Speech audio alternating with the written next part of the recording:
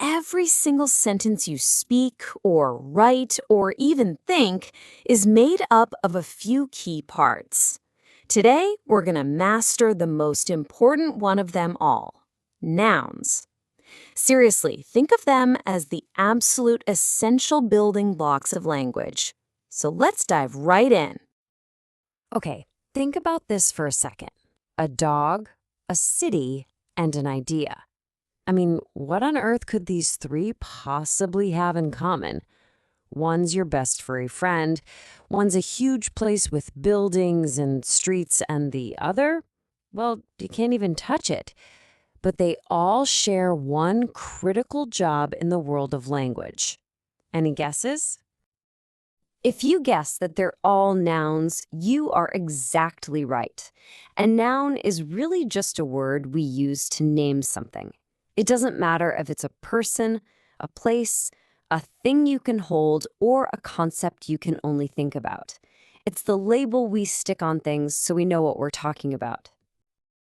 And that is precisely why we call them building blocks. They are the foundation. Without nouns, we wouldn't have a subject, we wouldn't have a focus, we'd basically have no clue who or what anyone was talking about. It would just be chaos. Now, just like in a real building kit, right, you don't just get one kind of block. You've got all sorts of different pieces for different jobs. So let's open up our noun toolkit and take a look at the different types we have to work with. First up, we've got proper nouns versus common nouns. The rule here is actually super simple.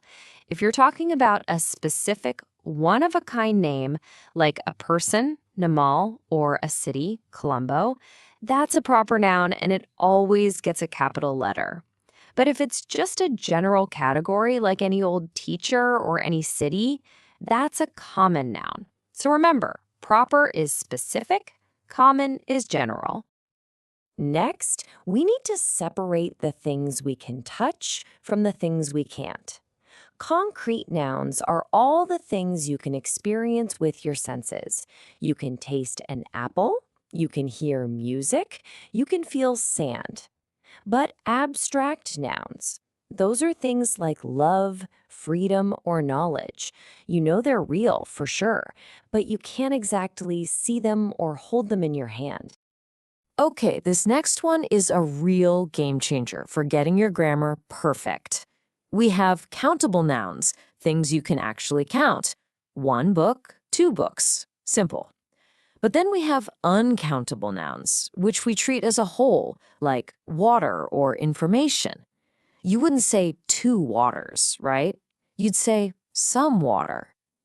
Knowing this difference is what helps you pick the right words, like many versus much. All right, we've unpacked our toolkit. We see all the pieces we have. Now for the fun part. Let's start building.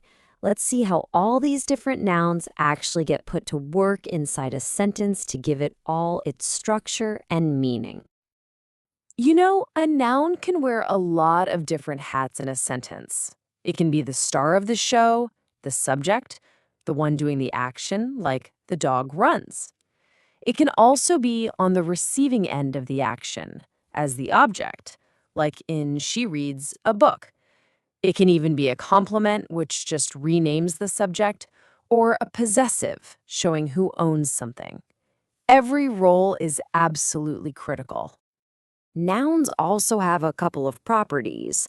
The big one is number. Are we talking about just one, like a cat, or more than one?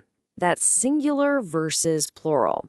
Now, most plurals just add an S, but you gotta watch out for those tricky, irregular ones like children. And some nouns also have gender, distinguishing between masculine words like king and feminine ones like queen. Okay, you've totally got the basics down. So let's level up. We're gonna look at some specialty pieces now. These are like the advanced blueprints that let you build much more complex and interesting things with your language. First up is the collective noun. This is just a single word that stands for a whole group of things. You know, words like team, family, or a flock of birds. It's one word, but it's packed with multiple members. Now, here's one of the trickiest rules in English, but it's really cool once you get it. If the group is acting together as one single unit, you treat the noun as singular.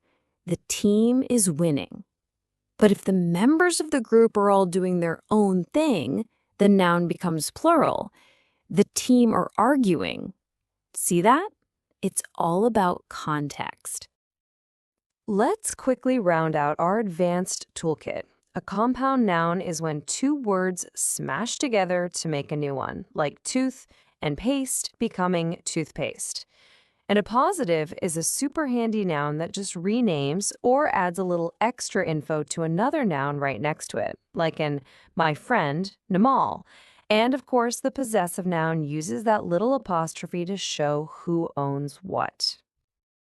Now, take a close look at this sentence. The word reading. It looks like a verb, doesn't it? But here, it's actually the subject of the sentence. It's the thing that's fun. This is a cool trick called a gerund, when a verb form ending in ing acts like a noun. It's a really powerful tool to have in your kit. So, we've learned the blueprints. We've got all our pieces laid out. What's the final step in any good construction project? Quality control, of course. Let's make sure our sentences are built solid by avoiding a few really common mistakes. Okay, let's fix a few common slip-ups. First, information is one of those uncountable nouns, so it never, ever gets an S. It's always just information. Second, the plural of child isn't childs, it's that irregular form children. And finally, always capitalized proper nouns, like the name of a country, Sri Lanka. Nailing these little details makes a huge difference. And there you have it. From the most basic block to the most advanced blueprint, you now have this amazing understanding of what nouns are, what they do, and how to use them to build really strong, clear sentences. So let's do a super quick recap.